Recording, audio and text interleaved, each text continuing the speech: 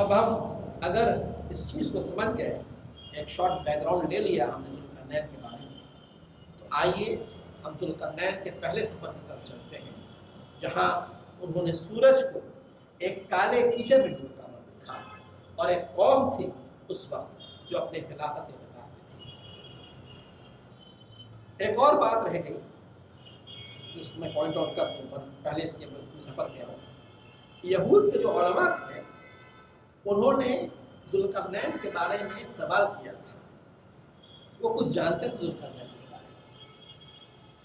دیکھیے جو سینگ ہے، ہارنز کہتے ہیں، یہ یہود کے ہاں ایک بہت امپورٹنٹ چیز ہوتی ہے، اس کو وہ شفار کہتے ہیں، شفار، اور یہ علامت ہے ایک فارم آف اسپریچول اسٹرینتھ کی، اور ان کا ماننا یہ ہے کہ جب ہمارا مسیحا آئے گا تو یہی سینگ کو، شفار کو پھونک مار کر کے ہم یہودیوں کو اکٹھا کرے گا۔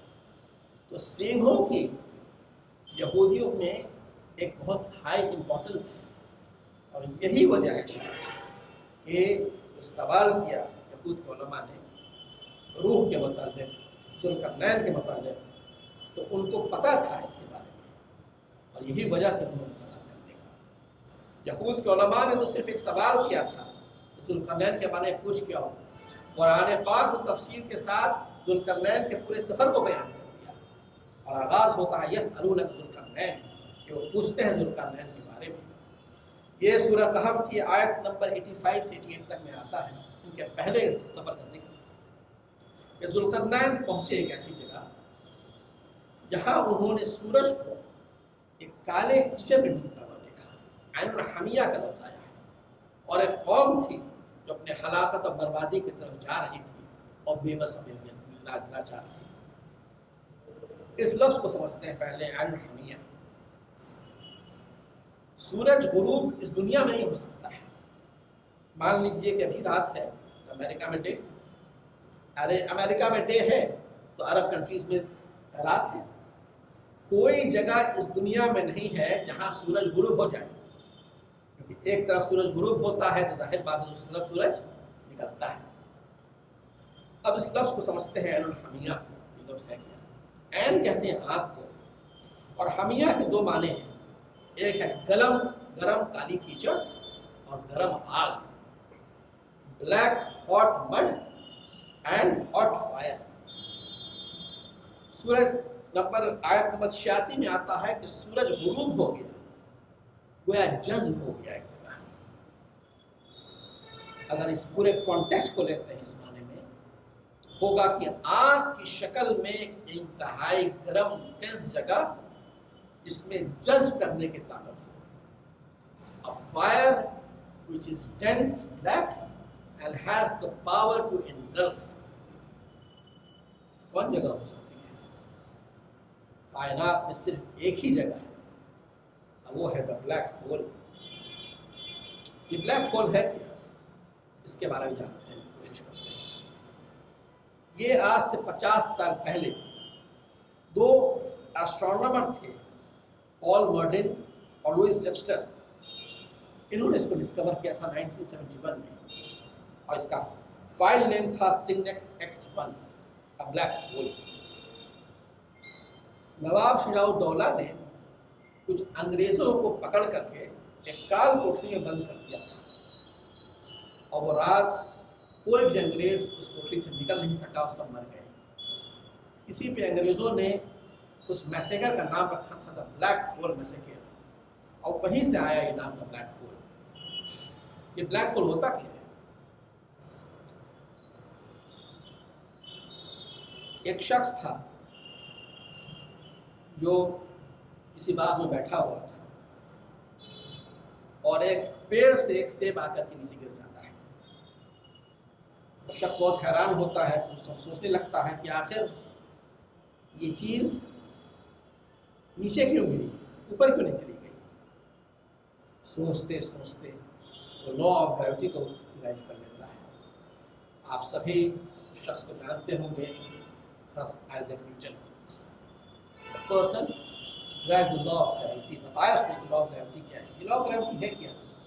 دیکھیے بہت آسان لفظوں میں اگر ہم چلتے ہیں اس دنیا پہ تو ایک مقناطیسی کشش ہے جو ہم کو کھینچ کے رکھتی ہے، جو خلا میں نہیں ہے. جو اسٹرونومرز اوپر جاتے ہیں آپ دیکھتے ہیں وہ لوگ اڑتے رہتے ہیں کیونکہ گریوٹی نہیں ہے وہاں پہ، زیرو گریوٹی. لیکن یہاں پہ گریوٹی ہے، ایک میگنیٹک پل ہے، ایک مقناطیسی کشش ہے جو ہم لوگ کو کھینچ کے رکھتی ہے. اگر یہ بہت بڑھ جائے تو ہم لوگ چل نہیں پائیں گے، ہم لوگ اس زمین میں چپک کے رہ جائیں گے. بلیک ہول ایک ایسی جگہ ہے جس کی جو میگنیٹک اسٹرینتھ ہے وہ 16 کھرب جی ہے.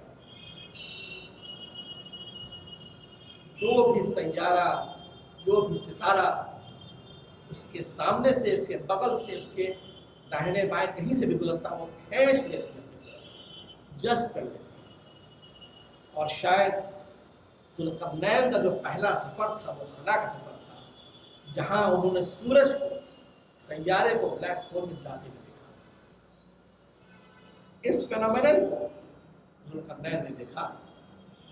دسمبر 2021 میں ناسا کے ایک ٹیلیسکوپ نے کیپچر کیا ہے کہ ایک ستارہ ہے جو بلیک ہول میں غروب ہو رہا ہے، جذب ہو رہا ہے، اور تقریباً 6 سے 8 مہینہ لگا اس ستارے کو جذب ہونے سے. قرآن میں ذکر ہے کہ قوم کا some form of a destruction میں وہ قوم تھی. ان کا سورج ڈوب رہا تھا، ایک بے بس، ایک لاچارگی کا عالم تھا ان کے لیے. وہ قوم کون تھی، وہ لوگ کون تھے؟ انشاءاللہ جب میں سیریز لاؤں گا ایلینز ان دا قرآن، بہت ہی تفصیل کے ساتھ میں انشاءاللہ اس چیز کو ڈسکس کروں گا. ظاہر بات ہے کہ ابھی وقت نہیں ہے، لیکن اس پہ بھی ریسرچ ہوا ہے. جاپان کے پروفیسر ہیں، پروفیسر کاسیواڑا، وہ ایسٹرو فزکس کے پروفیسر ہیں، اور انہوں نے یہ بتایا ہے کہ بلیک ہول کے نزدیک بھی کچھ قومیں ہیں جو ایگزسٹ کرتی ہیں. انشاءاللہ جب ایلینز ان دا قرآن کا سبجیکٹ آئے گا، ٹاپک آئے گا، ان قوموں کے بارے میں تفصیل سے بات کروں گا. یہاں ایک اور پوائنٹ ہے جس کو سمجھنا چاہیے کہ جب وہ قوم دیکھ رہی تھی کہ اس کو سورج ڈوب رہا ہے، اب وہ زندگی کے آخری غار پہ تھی، ہلاکت پہ تھی، تو اللہ نے ذوالقرنین کو کہا کہ آپ ان کے ساتھ چاہیے تو سزا دیجیے، نہیں تو ان کو سزا دیجیے. یہ اللہ کی قدرت ہے، جزا اور سزا. لیکن وہاں پہ آ کر کے اللہ نے اپنی قدرت ذوالقرنین کو دی کہ آپ چاہیے تو ان کا فیصلہ کر دیجیے. ذوالقرنین نے ہی جواب دیا کہ اگر اچھے ہوں گے، اگر یہ برے ہوں گے تو میں ان کو سزا دوں گا، نہیں تو جب اللہ آپ کے پاس جائیں گے تو آپ ان کو سزا دیجیے گا. یہ ایک پوائنٹ ہے. بلیک ہول کیا ہے ہم نے بتایا. ہو سکتا ہے بلیک ہول ایک ایسی جگہ ہو جہاں ایک نئی دنیا شروع ہو، ایک دروازہ ہو نئی دنیا کا. ہو سکتا ہے وہ انٹر کنیکٹیوٹی ہو. ابھی 2014 میں یونیورس میں ایک چیز ڈسکور ہوئی ہے، لینا گیا ایک لامحدود آسمان. یہ حال کی ڈسکوری ہے. ہزاروں لاکھوں سورج، ملکی وے، سولر سسٹم کا ایک کانسٹلیشن، ایک گروپ ہے، اور اٹس لائک اے فورٹریس، ایک قلعہ نما گروپ ہے. سورہ بروج میں اللہ نے کہا والسماء ذات البروج، قسم ہے قلعے والے آسمانوں کی. سورہ ذاریات نے فرمایا والسماء ذات الحبک، قسم ہے راستے والوں آسمانوں کی. the portals in the sky، یہ ایک انٹر کنیکٹیوٹی ہے.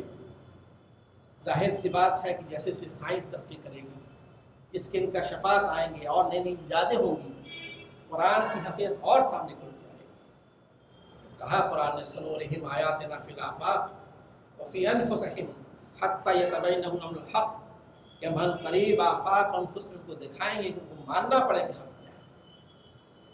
تو یہ ایک شارٹ بیک گراؤنڈ تھا ذوالقرنین کے پہلے سفر کا. جب ہم پہلے سفر کو تھوڑا سمجھ سکیں تو آئیے ہم ذوالقرنین کے دوسرے سفر پر چلتے ہیں. وہ آیت نمبر 89 سے 91 پہ ہے. مثل الشمس، کہ ذوالقرنین ایک ایسی جگہ پہنچی جہاں سورج اگ رہا تھا اور اس کے شعاع سے، اس کے سورج کی کرنوں سے قوم کی جو بچ نہیں پا رہی تھی. یہی سفر غالباً ذوالقرنین کا دنیا کا نہیں تھا، خلا کا تھا۔ کیوں؟ دنیا میں کوئی ایسی جگہ نہیں ہے جہاں آپ سورج کی روشنی سے بچ نہیں پائیں۔ کچھ جگہ ہے، جیسے ناروے میں ایک جگہ ہے سوالر، جہاں 6 مہینہ سورج دن ہوتا ہے، 6 مہینے کی رات ہوتی ہے۔ الاسکا میں آئی، اسی طرح ایک جگہ ہے جہاں پہ 63 دن سورج غروب نہیں ہوتا رہتا ہے، اس کو تو وائٹ سن کہتے ہیں۔ لیکن ایسی کوئی جگہ نہیں ہے کہ جہاں سے انسان سورج کی کرنوں سے بچ نہیں پائے۔ یہ مطلب شمس کیا ہے کہ سورج جہاں سے اگ رہا ہے اور اس کی شعاؤں سے، اس کی کرنوں سے قوم بچ نہیں پا رہی۔ لفظ ہے nebula, a place where the sun is born، جہاں سورج پیدا ہوتا ہے۔ اس کو 1610 میں ایک فرینچ سائنٹسٹ تھے نکولس کارڈے فیبری، انہوں نے بتایا تھا۔ 1618 میں جان بیپٹسٹ نے پہلی بار ایک اورین نیبولا ڈسکور کیا۔ 1764 میں ایک فرینچ ایسٹرونامر تھے چارلس میسیر، انہوں نے discovered the first planetary nebula. یہ نیبولا فارم کیسے کرتا ہے؟ دیکھیے، خلاؤں میں بہت سے گیسز ہوتے ہیں۔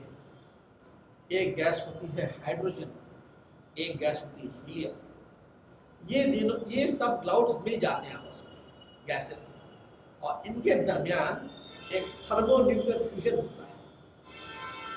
ایک فیوژن ہوتا ہے جس سے جو بادل ہیں وہ برن کرنے لگتے ہیں، جلنے لگتے ہیں، اور اس سے ایک نیا سورج پیدا ہوتا ہے۔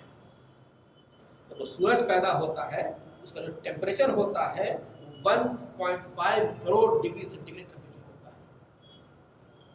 اب آپ سبھی جانتے ہیں کہ جو سورج کی کرنیں ہیں، جو شعاعیں ہیں، وہاں سے ایک انرجی ریڈیٹ ہوتی ہے، اس کو ریڈیشن کہتے ہیں۔ اور آپ سب یو وی ریڈیشن کو جانتے ہیں، یا الٹرا وائلٹ ریڈیشن جو ہارمفل ہوتی ہے۔ قرآن پاک میں کہا ہے کہ اس جو سورج نکل رہا تھا، اس کی شعاعیں سے جو قوم بچ نہیں پا رہی تھی، ہم نے سورج اور اس قوم کے درمیان کوئی سترہ کہتے ہیں پردے کو، کورنگ کو، لیئر کو نہیں رکھا تھا۔ گویا سورج اپنے بدترین ریڈیشن سے ان لوگوں کو بمبارڈ کر رہا تھا، اور یہ قوم اس ریڈیشن کو جھیل نہیں پا رہی تھی۔ ہمارا بھی ایک سورج ہے، اس کی بھی ایک ریڈیشن ہوتی ہے، الٹرا وائلٹ ریز ہوتی ہے، جو ہارمفل ریز ہے سورج کی۔ لیکن یہ اللہ کا بہت احسان اور کرم ہے، اس دنیا میں اللہ نے ایک سترہ رکھا ہے، کبھی رکھا ہے، جس کو آپ اوزون لیئر کہتے ہیں۔ ایک ایسا لیئر ہے، ایسا پروٹیکٹیو میکینزم ہے، ایک لیئر ہے، ایک سترہ ہے، جو تقریباً 75 سے 80% الٹرا وائلٹ ریز کو ابزارب کر لیتا ہے، آپ کی دنیا تک آنے نہیں دیتا ہے۔ اور خدا نخواستہ اللہ نے اس سترہ کو نہیں رکھا ہوتا ہم لوگ کے لیے، تو ہمارا حال بھی وہی ہوتا جس قوم کا تھا، جو سورج کے بدترین ریڈیشنز کو برداشت نہیں کر پا رہے تھے۔ یہ اللہ کا بہت احسان اور کرم ہے۔ تم اب میری نعمت، کن کن نعمتوں کو چھٹلاؤ گے؟ جیسا بتایا، انشاءاللہ جب میں ایلینز کا قرآن پڑھاؤں گا تو ان دونوں قوموں کے بارے میں تفصیل سے بات کروں گا۔ تو یہ ذوالقرنین کا دوسرا سفر تھا۔ اب آئیے ذوالقرنین کے تیسرے سفر پہ، آیت نمبر 92 سے 99۔ یہاں پہ دو تھیوریز ہیں۔ کچھ لوگ کا ماننا ہے کہ ذوالقرنین کا جو تیسرا سفر تھا وہ بھی خلا کا تھا،